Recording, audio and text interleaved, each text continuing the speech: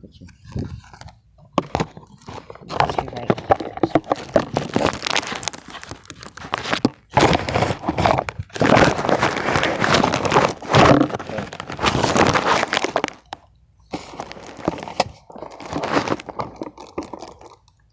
All right, there we go. I got a good place for that one. Today I will read you a book.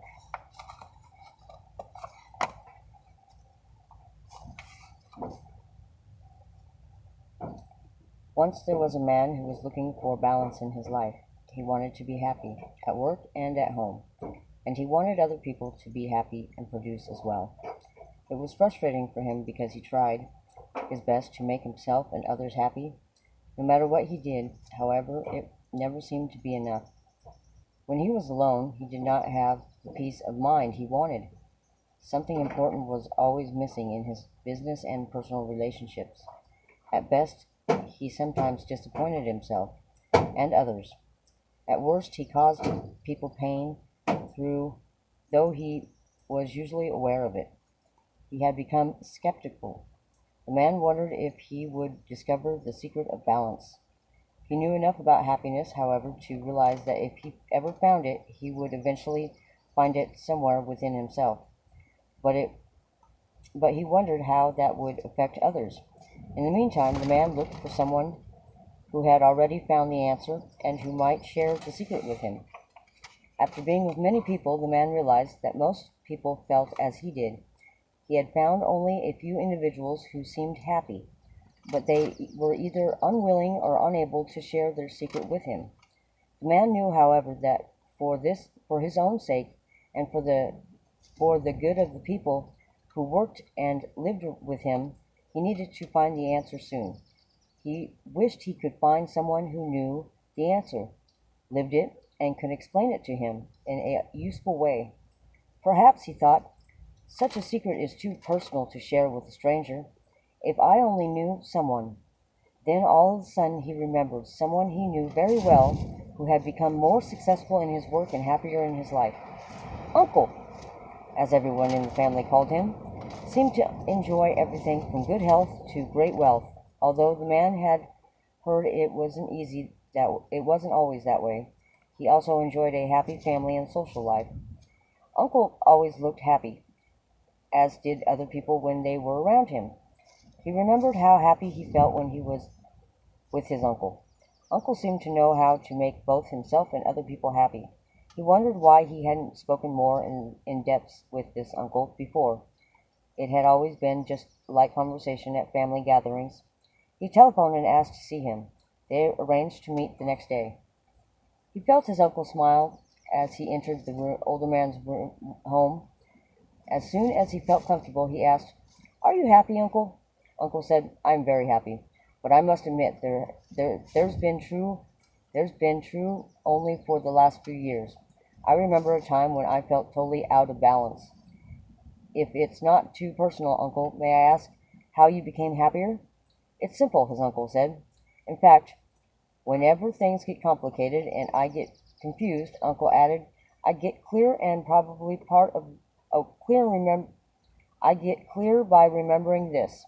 It is complicated. It is probably part of the problem. If it is simple, it could be an answer. If it is complicated, it is probably part of the problem. If it is simple, it could be an answer. Most of my problems," Uncle confessed, "seemed complicated to me at the time, but the answers, once I found them, were usually pretty simple, in fact. If sometimes embarrassed by how obvious the practical answer is when I finally see it. The simple truth is that I am happier," Uncle said, "since I started taking good care both of myself and other people." The man hadn't expected that. He asked, Which has made you happier, taking care of yourself or taking care of other people?" The older man noted, "They are interwoven with one another and cannot truthfully be separated. I am happiest," Uncle said, "when I balance two important truths. Sometimes it is best to put others first, and other times it helps when I first take good care of myself. The good news is that the way I take good care of myself is also usually good for other people. and thinking of others in one way and taking care of myself because it makes me feel balanced and peaceful. My life wasn't working because I tried too much to please others and forgot about pleasing myself as well. Now I give equal time to both. The irony is that since I've started taking better care of myself, people tell me that they feel better when they are with me. I like myself more. I like other people more. They enjoy me more, and they enjoy themselves more. The skeptical man said, "It sounds too simple to me and too good to be true. Maybe I am still in the midst of trying to solve my own problems, but my life seems a lot more complicated than that."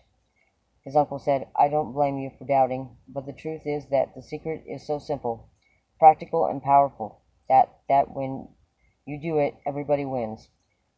As if to make the secret very clear, the older man quietly wrote something on a piece of paper and passed it to his nephew. The man read it, and it said, "Before I can take good care of anything or anyone, I must first take good care of myself." Blah, blah, blah. Uncle said, Myself is who I am. Yourself is who you are. Ourselves are as different as our fingerprints. We are each unique and special, just like every other human being on this earth. It is this self that we need to take care of. Why is it so important? Because when we take good care of ourselves, we are happier and healthier, and then we are more able to help other people. Uncle continued, "Some years ago I began to see happiness more clearly when I looked at the opposite extreme. How do people feel who are so unhappy that they are severely depressed?" The man said, "They just don't care about themselves, others, even their surroundings." That's exactly how they felt. Uncle agreed. They don't care. And how do you think other people feel when they are around people who just don't care?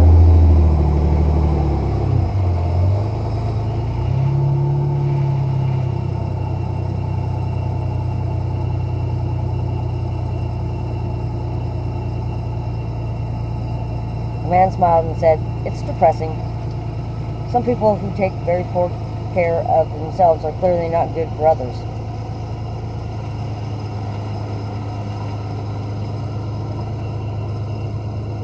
If they took better care of themselves, wouldn't that also be better for others?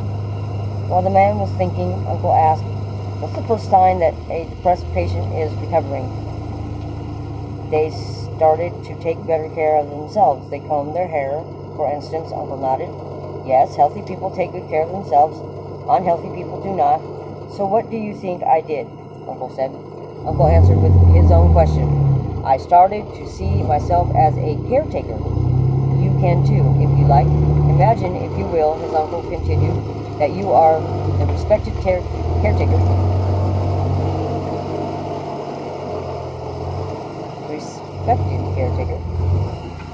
of a beautiful garden on a magnificent estate. Magnificent estate. People visit your garden from all over the world to admire you and your work. In your mind's eyes, see the elegant results of your work, smell the fragrances." The uncle paused. To let the scene sink in, how does it feel to be such a caretaker? The man thought. "It feels good. I feel good," Uncle said. "I feel balanced when I see three major areas in my garden: me, thee, and we." The nephew said, "You see yourself taking care of me, taking care of thee, and taking care of we? Is that what you mean?" "Yes, me, myself," Uncle confirmed. "Thee," Uncle nodded, "is thee, me, and you. You have the same basic needs I do. So I recognize the needs of your me when I think of thee." As he touched the world globe that stood in the corner of his study, Uncle said, "And we is the relationship that you and I have. Whether you are a member of a family, a business associate, or a stranger on the other side of the globe." There was peace and energy around. Uncle, the man felt he wanted to know more. "Would you tell me more about the first part of your philosophy? Taking care of me? Let's go out into the garden, the uncle suggested. We'll treat ourselves to some sunshine. The man looked around his uncle's garden. He heard the running water and saw the beautiful flowers. He felt the peace and tranquility. He was beginning to see his being being a caretaker could nurture him. Uncle reflected, looking at this garden, it's hard to remember when I was so unhappy. What was wrong? The man asked. I simply wasn't taking good care of myself. At first, I didn't know what was wrong. I didn't even enjoy the success I was having or the family or friends. As I took a closer look, I realized that I was taking better care of my business than I was my family, and better care of my family than I was of myself. I let my life get out of balance. The man asked, what did you do? As simple as it sounds, several times every day I began to stop and take 1 minute for myself. 1 minute isn't very long, the man complained. It's long enough to become happier. The older man said, look at your watch. Now sit in silence. Don't look at your watch until you feel 1 minute has passed, not a second more or a second less. Uncle waited while the nephew quietly tried the experiment. He knew that would happen. After what seemed like a minute, his nephew looked at his watch. He was surprised. It was only 38 seconds, he said. A minute is longer than I thought. His uncle smiled. It happened every time. When we are quiet, 1 minute is a long time. Why 1 minute? The man asked. Uncle explained, because in one quiet minute with myself, I can first become aware of what I am doing, and then I can choose to see a better way. In addition to other things, I do take good care of me, thee, and we. I invest in myself and others that one extra minute that makes such a difference. How do you do that? I simply stop and quietly ask me, is there a better way right now for me to take good care of me? As amazing as it seems, it works. When I stop for 1 minute to quietly look, I often see the better way, and then I often, as possible, do it. The better way, 1 minute for myself. So I take 1 minute for myself. And then I ask myself, is there a better way right now for me to take good care of me? Is there a better way to take good care of me?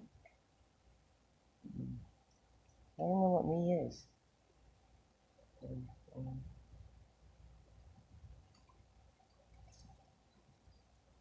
Generally, I guess I'm okay. I'm just me, here, waiting for you to come home. And I don't know.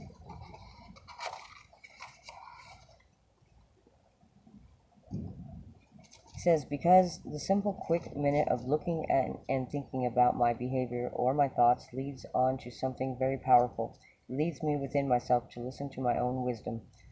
Yeah, but I talk shit to myself. Taking 1 minute out a few times a day to stop and look at what I'm doing is like driving across town and stopping at the stop signs. The stop signs help me get safely where I want to go, the man realized. So just stopping and looking prevents you from running into something and hurting yourself. Yes, I know, running. I know.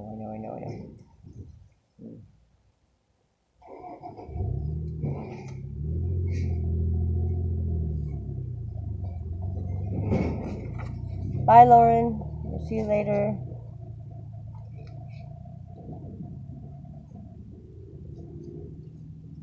I remember when I felt I just didn't have enough time for myself during the day. In the middle of feeling resentful about this, I took a minute out. I thought about it quietly for a while, and rather than stay resentful, I decided to get up an hour earlier in the morning and have that be my hour to do with as I liked sometime during the day. But I remember the first morning I tried it, I was tired and I really didn't want to get up. I remember sleeping, asking, isn't there a better way? I decided to get up only 15 minutes earlier, but to do this earlier each week for 4 weeks in a month. I had an extra hour a day to myself. What do you do with your hour? The man asked. You're missing the point. It doesn't matter as long as I feel that I am taking care of myself. That's the important thing. It doesn't matter what I do. It's the little things like that make a big difference. Things maybe nobody else would notice.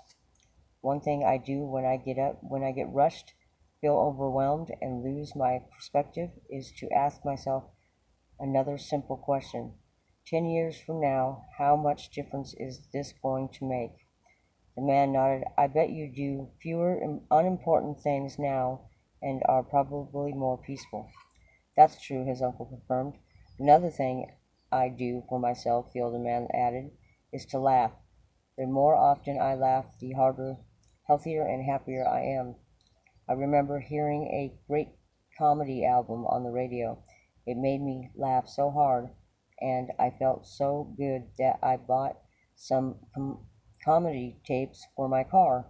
Now I enjoy driving down the street laughing, the man said. I remember when you were too serious. You now laugh more. What happened? His uncle responded. Fortunately, I had a friend who had a great sense of humor. I watched him and saw how humor improved his life. He worked under pressure like I did, but it didn't seem to get to him, so I began to embrace his light-hearted philosophy. I remember once when I was down, my friend asked me how I felt. I said I felt like hiding. Then he said, no problem. He asked me if I had a closet in my house. I said, of course I do. He said, that's the perfect place. I said, for what? I asked. He said, for hiding. Go in your closet, take in a chair, and sit down and close the door. Uncle laughed and said, I soon saw how amusing my little drama was. Then I didn't need to hang on to it. So laughing at yourself is a good way to take good care of yourself, the man noted. Even better, I laugh with myself. I enjoy my flaws, my imperfections, and my humanness. I do this with little trick. Uncle added. What is that? The man asked. When I take myself too seriously, I now imagine an amused God in the clouds watching my progress because humans amuse him and because he really likes me. All of a sudden, God bursts out laughing. He shouts out to one of his good buddies, come here, you got to see this, what Uncle's doing. It is an absolute scream. The man laughed. I remember that, Uncle said. Laughing at myself and doing little things for myself really helped me feel good. Uncle continued, you wanted examples of what I do sometimes? I skip lunch and change my routine. I go for a walk or I shop for a small item for myself, one that lets me feel that I am taking good care of myself. I may take a drive in my car, look at beautiful scenery, or go to a concert. Sometimes I make appointments with myself in the middle of the day to do strictly for myself. I remember once I even went to an art museum at 11 a.m. and then went back and worked during the normal business lunchtime. I go to local expeditions. I take myself into places where I have never been just to see what I will feel like when I'm there. It may be part of a town I don't normally go to or a shop I've never been in.